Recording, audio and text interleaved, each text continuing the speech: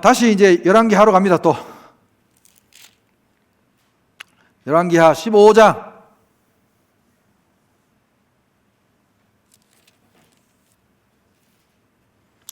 자, 열왕기하 15장. 거기에 이제 이스라엘 왕 스가랴 이야기가 나오고, 이스라엘 왕 살룸 이야기가 나오고, 이스라엘 왕 무나헴 이야기가 나오고, 왕이 자주 바뀌어요. 이제 금방금방. 부가히야, 그 다음에 베가.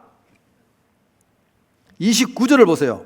자, 15장 29절. 이스라엘 왕 베가 때에 아수르 왕 디글랏 빌레셀이 와서 이온과 아벨벳 마아가와 야노아와 게데스와 하솔과 길르앗과 갈릴리와 납달리 온 땅을 점령하고 그 백성을 사로잡아 아수르로 옮겼더라. 지금 이 지도에 나온 이게 위에가 저기 아수르, 좀 밑에가 여기 유다 사마리아 저기 보이잖아요. 조그만하잖아요. 지금 아수르는 저따만큼 큰데 저쪽으로 막 잡아가다 포로를 막 산산이 막 흩어버리고. 유다 왕 요담이 나오면서, 여러분 여기서 제가 여러분에게 지난번에 산당에 관한 힌트를 드렸어요. 앞으로 계속해서 역사서 가운데 다른 건 다 개혁을 하고 하는데 산당은 못 없앴다는 말이 굉장히 자주 나올 거라고 제가 말씀드렸어요. 진짜 자주 나옵니다. 예를 들어서 15장 35절을 보세요. 34절부터 보세요.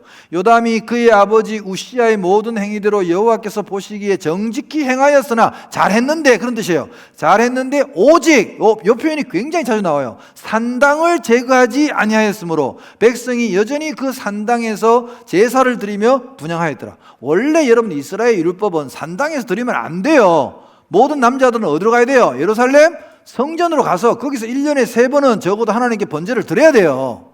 화목제를 드리고. 근데 안 했다는 거예요. 자, 16장. 르말랴의 아들 베가 제17년에 유다의 왕 요담의 아들 아하스가 왕이 되니. 자, 16장 옆에다가 제목을 하나 써놓으세요. 16장의 제목은요, 미친 왕 아하스입니다. 아니면 다른 말로 정신 나간 아하스, 그렇게 써놓으세요. 여러분 아하스가 누군지 아세요? 잘 모르죠? 솔직히 아하스는 잘 몰라, 한국교회 사람들이. 근데 이제 족보를 따지면 금방 알아. 한 달이면 건너면 알아. 자, 그럼 이렇게 다시 물어볼게요. 히스기야는 알아요? 봐, 다 안다니까? 교회 다니는 사람도 히스기야는 다 알아. 아하스는 히스기야의 아버지입니다. 금방 알겠죠? 아하. 그래서 아하스예요. 웃자고 한 얘기인데 안 웃어주네. 히스기야의 아버지 아하스. 이래 안 까먹지. 이봐, 이 순수한 아이는 너무 재밌어가 박수까지 치잖아. 다 마음이 때가 너무 묻어가지고 속으로 지금 날 비웃었죠. 또 아재 개그하고 있다. 그러면 안 돼요. 여행하는데 순수하게 해야지. 아하스 아시겠죠? 얘가 왜 미친 왕이냐를 말씀드릴게요. 자, 지도를 보세요. 아수르가 이때 맨날 북이스라엘을 괴롭히고 막 에돔을 괴롭히고 막 이러니까 남유다는 물론 조공을 바치고 다 석국이 다름없었어 이때. 그러니까 이 북이스라엘 왕 이 그 베가하고 둘이가 두 왕이 아람 왕, 여기 아람도 다메섹이 있는 저기 이제 지금의 시리아도 아수르의 속국이었단 말이에요. 다메섹 아람 왕 르신하고 북이스라엘 왕 베가 둘이가 비밀 회동을 했어요. 비밀 회동을 해가지고, 야, 우리가 언제까지 이렇게 아수르한테 당하고만 살 거냐. 그래서 우리도 이번 기회에 힘을 합쳐가지고 아수르를 오히려 우리가 치자. 끝장을 내버리자. 아수르하고 끝장을 보자. 그러니까 이제 두 왕이 그러다 보니까 지도를 잘 봐요. 사마리아 있고 다메섹이 다 북쪽에 있잖아요. 요 밑에 남유다 예루살렘 보이죠? 맨 끝에. 요 밑에 남유다가 있단 말이에요. 있으니까 이 두 나라 왕이 힘을 합쳐서 북쪽으로 전쟁을 하러 가려면 뒤에 누가 있어요? 뒤에 유다가 있잖아. 그럼 유다가 만약에 쟤들이 군사 몰고 올라가는데 북쪽으로 쳐들어오면 끝장나는 거 아니야? 전략적으로. 맞아 안 맞아요? 그러니까 유다를 그냥 두고 갈 수는 없으니까 유다 왕하고 만나갖고 유다 왕도 우리랑 같이 힘을 합치자 하자. 그래도 두 나라보다는 세 나라가 힘을 합치는 게 낫지 않냐. 그래서 이때 아하스에게 회담을 제의하고 세 나라 왕이 회담을 했어요. 역사적으로 그 기록도 있어요. 그래서 했는데 아하스는 난 싫다는 거야. 뻔하다. 우리 세 나라가 조그마한 것들이 뭉쳐봐야 아수르한테 못 이기냐. 나는 안 가겠다 그러는 거야. 그러니까 이 두 나라 왕이 지금 가겠다고 회담을 했는데 얘가 안 가면 입 다물 리가 없단 말이에요. 얘가 아수르 왕한테 또 고자질을 하면 이건 곤란한 문제거든. 그래서 성경에 기록이 되어 있어요. 두 나라 왕이 에이 그러면 우리가 유다부터 치자. 아수르는 냅두고. 그래가지고 이 두 왕이 유다를 쳐들어옵니다. 실제로 성경에 기록이 되어 있어요. 유다를 쳐들어오니까 상대가 안 돼. 유다가 두 나라가 힘이 세니까 이 유다보다는. 그래가지고 막 개박살이 나니까 이 아하스가 아수르 왕에게 디글랏빌레셀에게 원조를 요청합니다. 그러면서 뭐라고 하냐면 이 두 나라가 당신 나라를 치겠다는 걸 내가 반대하니까 지금 이 두 나라가 우리를 쳐들어왔으니까 당연히 당신은 나를 구해줘야 됩니다. 그래, 아수르 입장에서 보니까 유다가 사실 조그맣고 별 볼 일 없는 나라지만 요 중간에 있는 북이스라엘하고 아람은 제법 큰 나라거든요. 이 두 나라를 잘 통제하려면 뒤에 자기 편이 있어야 유리하잖아, 전략적으로.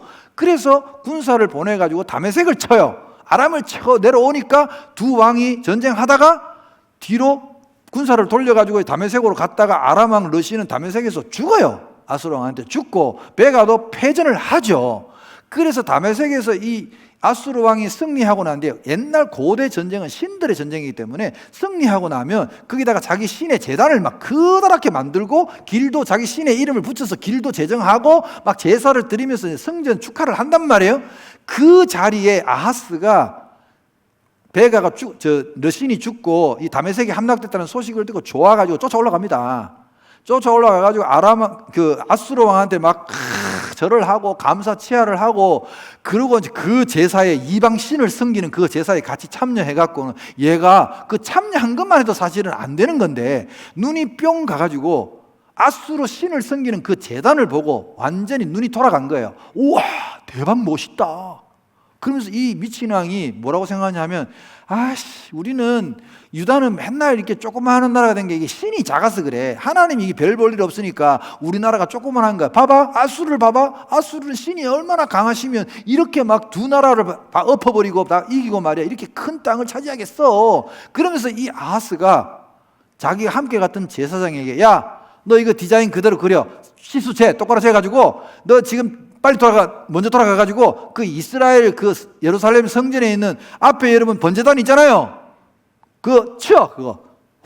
치우고 이 아수르 신을 섬기는 이 제단 크기, 제단 모양, 디자인 그대로 해가지고 예루살렘 성전에 이걸 만들라는 거예요. 왜 흥분을 안 해요? 지금 하나님이 제단 다 채우고 이런 우상의 제단을 예루살렘 그것도 성전에다가 갖다 만들어라 그러는데 어떻게 이게 가만히 있을 일이냐고 이게 그래서 미쳤지. 실제로 그렇게 해요. 성경에 기록이 나와 있어요, 여러분. 실제로 그렇게 해. 그래서 제사장이 왕의 명령이라 가서 제단을 치우고 이 치수대로 하려니까 사이즈가 안 맞아. 너무 커. 그래서 물두멍도 치우고 완전 기형적인 성전의 모습이 됐어요. 뭔지 알겠죠? 마당에 이 제단만 크다랗게 세워가지고 말도 안 되게 균형도 안 맞게 그렇게 했던 왕이 이 미친 왕 아하스예요. 여러분, 아하스 왕의 이야기는 어디에 나오냐 하면 이사야서 7장에 이 이야기가 나와요. 자,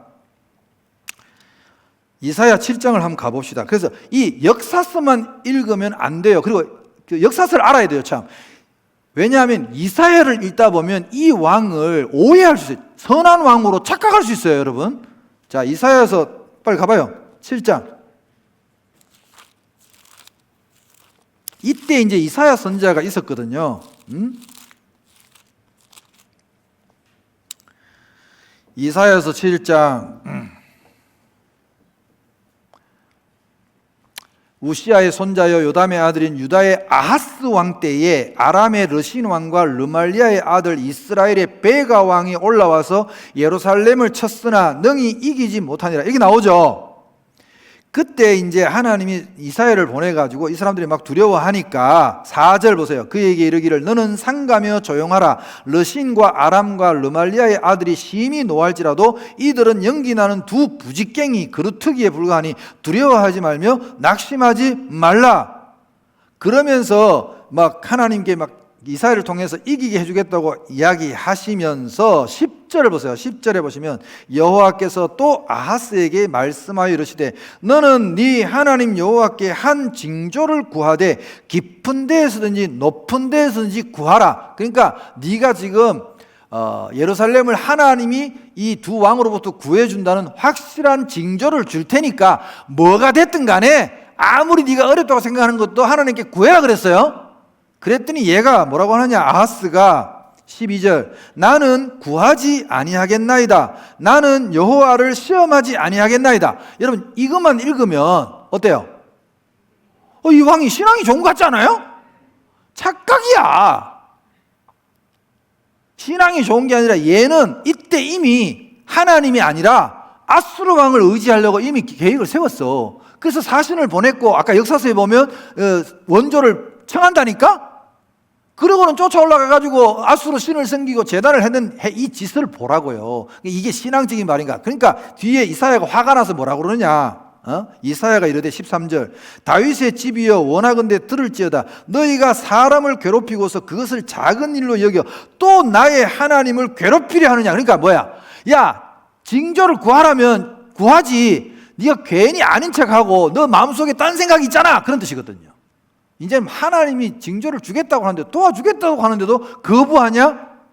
그 이야기예요. 그러므로 14절 주께서 친히 징조를 너희에게 주실 것이라. 보라 처녀가 잉태하여 아들을 낳을 것이요 그의 이름을 임마누엘이라 하리라. 우리 그 크리스마스 때 많이 읽는 구절 아니에요? 이때 이 징조가 나온 거예요. 그러니까 심지어 이런 거죠. 처녀가 잉태해서 아들을 낳는 걸 보여달라 해도 내가 보여줄게. 그러니까 하나님만 신뢰해라. 근데 거부했어요. 이 아하스가 거부하고 아수르에게 도움을 요청했고 아수르의 그 신의 제단을 예루살렘 성전에 와서 갖다가 만든 왕이 이 아하스입니다. 그래서 제가 미친 왕이라고 하는 거예요. 정신 나갔다고 하는 거예요. 자, 그래서 그 열왕기하 16장에는요 옆에다가 쓰세요. 이사야 7장과 함께 읽을 것 그걸 써놓으세요. 반드시 이 두 가지를 같이 읽어야 이 역사적 관계가 온전히 이해가 됩니다. 아시겠죠? 그리고 이사야서 7장에도 혹시나 모르니까 열왕기하 16장과 같이 읽을 것 그거 써놓으세요. 그것도 열왕기하 16장 옆에 당구장 표시를 해놓으세요. 그래 안 헷갈려요. 여러분 이 두 가지를 함께 믹스해서 읽어야 그 시대의 분명한 이야기를 우리가 이해할 수 있습니다. 그래서 왜 아하스가 미친 왕인지를 알 수 있어요. 자, 다 기록하신 분은 16장 끝에, 자, 16장 끝에 이 시대에 이제 남유다의 4명의 선지자가 또 와글와글 나타납니다. 여러분, 선지자가 많이 나타나는 시대는 어떤 시대일까요? 1번 밝고 환한 시대, 2번 어둡고 캄캄하고 곧 멸망하기 직전. 2번. 그렇죠. 2번이잖아요. 이때 4명의 선지자가 나타납니다. 자, 쓰세요. 16장 끝에다 쓰세요. 이렇게. 이사야, 그 다음 미가, 그 다음 나훔, 그 다음 오바댜. 자, 다시 이사야, 미가, 나훔, 그리고 오바댜.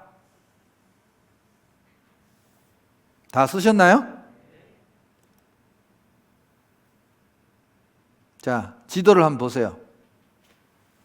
그 당시에 아수르의 영토입니다. 나중에 이제 아수르 제국은 바벨론에 의해서 멸망당합니다. 아시겠죠? 바벨론에 의해서 멸망당하고 열왕기하 이제 그 이야기를 보면 나중에는 결국 북이스라엘이 BC 721년 혹은 722년 조금 학자들마다 다른데 아무튼 BC 722년에 사마리아 성이 함락되면서 수많은 이스라엘의 왕족, 귀족, 기술자들 이런 사람들은 싸그리 다 포로로 잡아가지고 저 아수르 저 넓은 땅에 다시는 못 만나도록 확 흩어버립니다. 그래서 이때 잡혀간 이스라엘 민족들은 민족의 정체성이 다 사라집니다. 다 섞여버려, 다 사라져요. 그리고 일부는 많은 사람의 숫자가 이때 이 전쟁 때 밑으로 남쪽 유다로 피난 옵니다. 많은 사람이 당연히 피난 오겠죠. 뭐 철책선 해놓은 건 아니니까 그 당시에 밑으로 피난 오고 그리고 그 땅에 남아있는 사람들은 대부분 농사꾼이거나 아니면 노예들이거나 이제 신분이 낮은 사람들이 다 그 땅에 남아있었는데, 그 빈 땅에, 그 사마리아 빈 땅에 아수르 왕이 자기 나라의 많은 사람들을 세제 혜택을 주면서 이 사마리아로 이주를 시킵니다. 땅을 비워놓으면 안 되니까 살게 하는 거야. 그 대신 뭐 10년 동안 세금 안 받겠다, 뭐 땅 주겠다 해가지고 아수르 사람들이 북이스라엘에 대거 들어옵니다.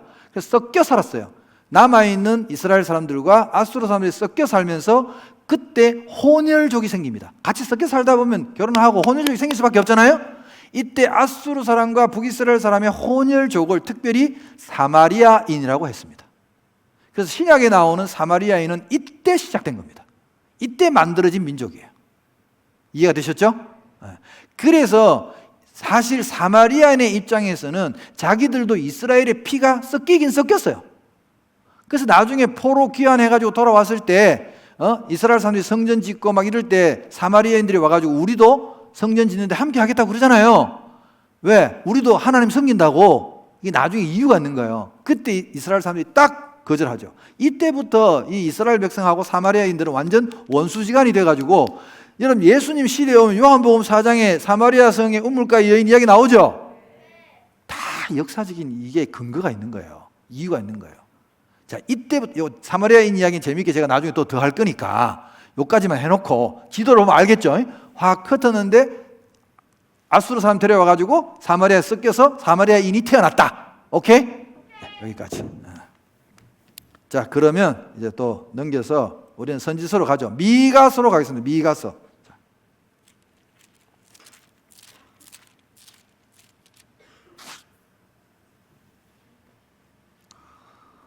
미가야 후, 우리가 부르는 미가야라는 이 선지자는, 미가 선지자는 이름의 뜻이 있습니다. 주님과 같으신 분은 없다. 의역해서 그렇습니다. 이게 직역하면 누가 주와 같은가, 그게 직역이거든요. 누가 주님과 비교할 수 있는가, 누가 주님과 같은가. 이 말은 의역하면 뭐예요? 주님과 같으신 분은 없다는 뜻이죠. 우리 찬양도 있잖아요. 주님과 같이 내 마음 만지는 분은 없네. 이게 이제 미가의 이름 뜻과 비슷합니다. 주님과 같은 분은 없습니다. 주님이 최고라는 뜻이에요. 쉽게 말해서. 이 미가 선지자는 우리가 지금으로 말하자면 저기 시골에서 조그마한 교회에서 목회하시는 그런 목회자예요. 변방의 시골 마을에, 조그마한 마을에 있던 선지자인데, 이분이 사마리아라든지 그 다음에 예루살렘이라든지 막 큰 도시, 소위 말해서 종교적인 중심지라고 말할 수 있는 그곳에서 막 제사장 그룹들, 지도자 그룹들, 이런 사람들이 다 부패하고 타락한 모습을 보면서 아주 적나라하게 그것을 비판하는 그 메시지를 전하는 분이 바로 미가 선지자의 이야기입니다. 3절, 1장 3절을 보세요. 1장 1절을 보면 유다의 왕들 요담과 아하스와 히스기야 시대의 모레셋 사람 미가에게 임한 여호와의 말씀, 곧 사마리아와 예루살렘에 관한 묵시라, 이렇게 나오죠. 타켓이 사마리아와 예루살렘입니다. 그러니까 북이스라엘, 남유다 할 것 없이. 3절에 여호와께서 그의 처소에서 나오시고, 여러분 처소에서 나오시고 한 이 장면은 강림하사 땅의 높은 곳을 밟을 것이다. 일단 땅의 높은 곳은 예루살렘을 상징합니다. 예루살렘이 굉장히 높은 고지대에 있었거든요. 여호와께서 그의 처소에서 나오시고 강림하신다는 표현은 법정을 상징하시면 됩니다. 여러분, 법정을 상상하시면, 법정에 가면 사람들이 쫙 앉아 있다가 왜 재판장이 법복을 딱 입고 등장하죠. 그러면 일동 기립, 재판장님 입장하십니다. 그러면 쫙 재판장이 나올 때 딱 기립해가지고 착석! 하면 다시 앉아요. 보니까 안 가봤구나. 이런 것도 좀 가봐야 되는데. 딱 그 장면을 생각하시면 돼요. 여호와께서 강림하신다는 그런 장면이에요. 그래서 와서 하나님의 이제 심판을 이야기합니다. 자, 5절에 보면 야곱의 허물로 말미암으며 이스라엘 족속의 죄로 말미암음이라. 야곱의 허물이 무엇이냐? 사마리아가 아니냐? 유다의 산당이 무엇이냐? 예루살렘이 아니냐? 산당에 대한 이야기가 또 나오죠. 그러면서 막 다 이렇게 저렇게 하겠다는 이야기입니다. 여기에 보면 미리 11절에 보시면 사비일 주민아 너는 벗은 몸에 수치를 무릅쓰고 나갈지어다. 이건 벌써 포로의 복장을 말합니다. 너희가 이제 하나님의 심판을 받으면 포로로 끌려갈 거 뭐 이런 것들을 이야기합니다. 16절에 보시면 너는 네 기뻐하는 자식으로 인하여 네 머리털을 깎아 대머리 같게 할지어다. 이 대머리로 깎는 것도 포로의 복장입니다. 머리를 깎고 옷을 벗기고 그게 이제 포로들의 복장이거든요. 그래 쭉 설명하잖아요.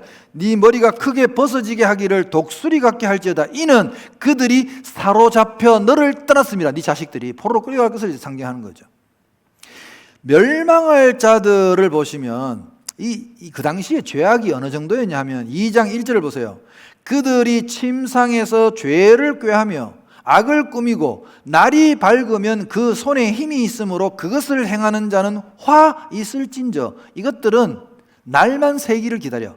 그 날이 특히 언제냐 하면 법정이 열리는 시간이야. 밤에는 안 하거든요, 법정이. 그래 법정만 열리면 쫓아가서 뭐 하려고? 땅 뺏고 집 뺏고 하려고 재판해가지고. 그게 뭐냐? 2절 밭들을 탐하여 빼앗고 집들을 탐하여 차지하니 그들이 남자와 그의 집과 사람과 그의 산업을 강탈하도다. 자, 이게 무슨 소리냐? 저를 보세요. 아까 지금 이 시대적 배경을 이야기했잖아요. 자, 북쪽의 두 왕이 연합회가 쳐들어와 가지고 예루살렘은 딸랑 남기고 이 유다가 박살이 났잖아요. 맞아요, 안 맞아요? 그 전쟁의 와중에 남자들이 죽고 포로로 끌려가고 수많은 남자들이 당했죠. 그렇죠? 그러고 나면 이 전쟁에 남은 고아나 과부들 이런 사람들 국가가 오히려 끌어안고 보살피고 해야 되는데 이 권력 있는 놈들이 힘 있는 놈들이 뭘 하느냐? 과부의 집을 뺏고 과부의 땅을 빼앗는 거야. 어떻게? 간단해요. 거짓 정인 2명 내세워 뇌물을 줘가지고 그 신 한 클레로 판다는 게 아까 앞에 선생님이 그게 거짓 정인한테 돈을 주고 매수를 해가지고 재판정에 딱 나가가지고 그러는 거야.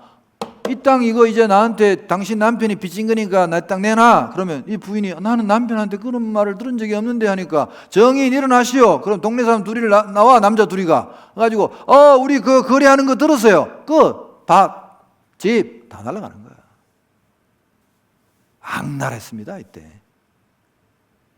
주로 이런 타켓은 대상은 누구겠습니까? 남자가 없는 집이야. 어른 남자가 없는 집은 타켓이 되는 거야 무조건. 그래서 날만 새면 막 법정만 열리면 집을 뺏고 밭들을 뺏는 이런 일이 이 사마리아와 예루살렘에서 흔하게 일어났던 일이라는 거죠. 전쟁의 그 와중에 참 악한 거죠. 3장을 보세요. 내가 또 이르노니 야곱의 우두머리들과 이스라엘 족속의 통치자들아 들으라. 정의를 아는 것이 너희의 본분이 아니냐. 그런데 너희가 선을 미워하고 악을 기뻐하여 내 백성의 가죽을 벗기고 그 뼈에서 살을 뜯어 그들의 살을 먹으며 그 가죽을 벗기며 그 뼈를 꺾어 다지기를 냄비와 속 가운데 담을 고기처럼 하는도다. 여러분 해도 너무하다는 뜻입니다. 옛날 우리나라로 말하면 탐관오리야 완전히. 그리고 5절 보니까 내 백성을 유혹하는 선지자들은 아니 법관들이 이렇게 악한 짓을 하고 권력자들이 이렇게 악한 짓을 하면 선지자들은 마땅히 그들의 죄를 책망해야 될 이 선지자들이, 그러니까 이것도 가짜도 이것들도 이에 물 것이 있으면 평강을 외치나 그 입에 무엇을 채워주지 아니하는 자에게는 전쟁을 준비하는도다. 이 가짜 선지자거든요. 사탄이 보낸 가장 큰 유혹, 가짜 선지자. 여러분 입에 물면 이게 무슨 뜻이냐 하면 막 이런 거예요. 목사님 하고 신방 오면 봉투도 잘 주고 신방비도 주고 대접을 잘하면 맨날 축복하고 가고 왔는데 뭘 안 주면 목사님 집사님 잊어버린 거 없어요? 괜히 그 집에 와. 집사님 별일 없어요? 목사님 우리 별일 없는데요? 별일 있을 낀데. 그리고 괜히 겁주고 무당처럼. 무당들은 돈 벌려면 여러분 무조건 겁을 줘야 돼요. 축복하면 돈이 안 나와요. 무당들은 왜? 큰 화약이 있을 거라 그래야지. 겁을 먹어야지. 그럼 어떻게 할 거야? 물을 거 아니야. 그럼 무당이 뭐 하자 그래? 굿하자 그러지. 왜? 무당은 굿을 해야 돈이 되거든. 1,000만 원짜리 굿, 1억짜리 굿도 있어요, 여러분. 뭐 놀래기는. 몇 억짜리 굿도 실제로 있습니다, 여러분. 굿판이 벌어지면. 그 다 무당들은 약하게 버는 게 부적으로 버는 거고 세게 버는 게 굿을 해서 버는 거예요, 다. 그래서 무당한테 가면 거의 백발백중 이상한 소리 합니다, 여러분. 그럴 수밖에 없어요, 돈 벌려면, 걔들은. 잘 될 거다 하면 그 판돈 그 만 원밖에 안 받는데? 3만 원 받고 가는데? 안 될 거다 해야지, 겁을 줘야 돼. 그러니까 그 소리에 이 거짓 사람들이 맨날 백성들을 겁을 줬다는 거야. 평강이 없을 거라고 그러고 괜히. 그래서 뭘 또 주면 축복하고 아유 괜찮다고, 하나님이 계시니까 아무 걱정 없다고 샬롬하고 이러고 가고. 딱 지금으로 하면 싹군 목자의 전형적인 모습이죠. 그걸 싹군 목자라고 그러잖아요, 우리가. 그래서 3장 8절에 보면 오직 나는 여호와의 영으로 말미암아 능력과 정의와 용기로 충만해져서 야곱의 허물과 이스라엘의 죄를 그들에게 보이리라.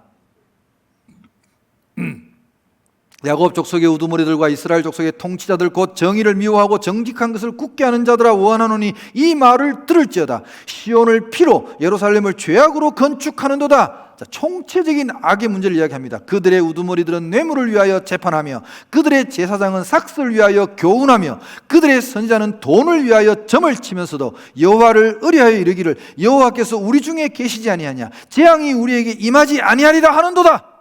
이러므로 너희로 말미암아 이런 총체적인 죄악 너희들로 말미암아 시온은 갈아엎은 밭이 되고 예루살렘은 무더기가 되고 성전에 사는 숲풀의 높은 곳이 되리라. 아유, 뭐 이런 이야기들이 참 전부 다 이제 뭐 그러면서 우리가 미가서의 유명한 구절이 하나 있죠. 5장 2절. 5장 2절 보시면 베들레헴 에브라다야 너는 유다족 속에 작을지라도 이스라엘을 다스릴 자가 네게서 내게로 나올 것이라. 그의 근본은 상고의 영혼에 있느니라. 이게 예수 그리스도가 메시아가 태어날 장소를 예언한 구절입니다. 이 미가야 선지자가 이 시골에 있던 이 목사님이 예언을 한 거야. 메시아는 미안하지만 사마리아에서 화려한 예루살렘에서 태어나지 않을 거다. 이 조그만한 아무도 알아주지 않는 조그만한 마을 베들레헴에서 하나님이 보내실 구원자가 태어나실 거라고 이분이 이때 예언하신 거예요. 여러분 그때 동방 박사들이 와가지고 헤로드 왕하고 신하들이 막 물었잖아요. 메시아가 어디서 태어날 거냐니까 그때 궁궐했던 제사장들이 이 장소를 알아요, 몰라요? 알잖아. 이 구절을 기억하고 그때 미가 선지자가 예언한 것처럼 유대 땅 베들레헴이라고 콕 집어주잖아. 알면 뭐해? 안 가는데. 메시아가 태어났다고 동방박사들은 찾아왔는데 지들은 안 가잖아. 뭔 소용이냐고. 그게 아는 게 무슨 소용이냐고. 그래서 그 이하가 이제 그 메시아에 대한 예언이에요. 새로운 칼을 주시리라. 이 새로운 칼도 메시아가 주시는 말씀의 칼을 의미하거든요. 다 그 이야기입니다. 자, 6장 미가서의 주제구절입니다. 미가서의 주제구절. 원래 8절이 주제구절인데 6절부터 읽어보겠습니다. 그래야 좀 이해하기 쉬우니까요. 하나님께서 진정으로 구하시는 것이 뭐냐는 겁니다. 미가 선지자의 물음은 내가 무엇을 가지고 여호와 앞에 나아가며 높으신 하나님께 경배할까? 내가 번제물로 1년 된 송아지를 가지고 그 앞에 나아갈까? 올려야 됩니다. 이 반응법이니까요. 여호와께서 천천의 순양이나 만만의 강물 같은 기름을 기뻐하실까? 내 허물을 위하여 내 맏아들을 내 영혼의 죄로 말미암아 내 몸의 열매를 드릴까? 다 아니라는 거예요. 이게 여러분 이거 아니라는 거예요. 이거 아니야. 그럼 하나님이 진짜 원하시는 건 뭐냐? 사람아. 자, 6장 8절이 주제구절입니다. 사람아, 주께서 선한 것이, 주께서 원하시는 것이 무엇임을 이미 너에게 보이셨다는 거예요. 네게 보이셨나니 여호와께서 내게 구하시는 것은 오직 정의를 행하며 인자를 사랑하며 겸손하게 내 하나님과 함께 행하는 것이다. 아멘. 하나님이 진짜 원하시는 걸 여러분이 아셔야 돼요.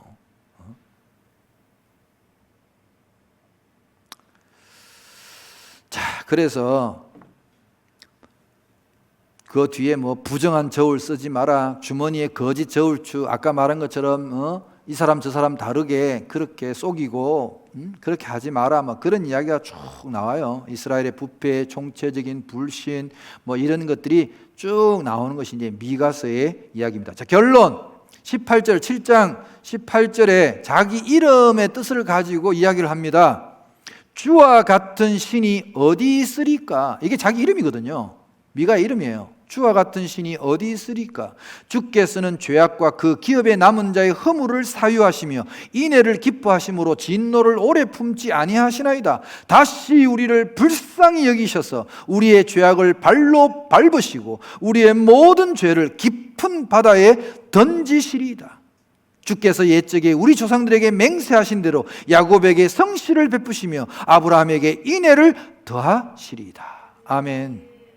그래서 이 미가서의 주제는 주님과 같으신 분은 없다. 히브리어로 하면 멋있습니다. 미엘 카모하 이렇게 말합니다. 히브리어로 읽으면 되게 멋있어요. 미엘 카모하. 주님과 같으신 분은 없다. 사실 이게 가장 큰 소망 아닙니까, 여러분? 아무리 심판이 오고 힘든 과정이 있어도 내 삶에 주님과 같은 분은 없습니다. 여러분, 그 고백이야말로 우리가 이 어려운 세상 가운데서, 이 고난 가운데서 살아가는데 가장 큰 소망 아닙니까? 오늘 밤 이 소망을 여러분 마음속에 다 품으시고 여러분 삶 속에도 미엘 카모하, 주와 같은 분은 없습니다. 그 고백이 여러분에게 있으시기를 축복합니다.